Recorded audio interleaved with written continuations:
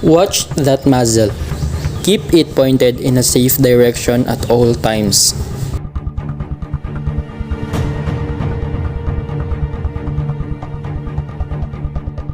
Treat every firearm with the respect due to a loaded gun.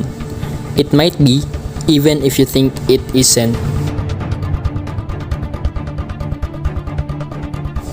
Be sure of the target and what is in front of it and beyond it. Know the identifying features of the game you hunt. Make sure you have an adequate backstop. Don't shoot at a flat, hard surface or water.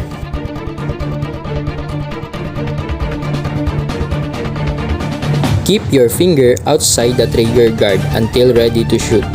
This is the best way to prevent an accidental discharge.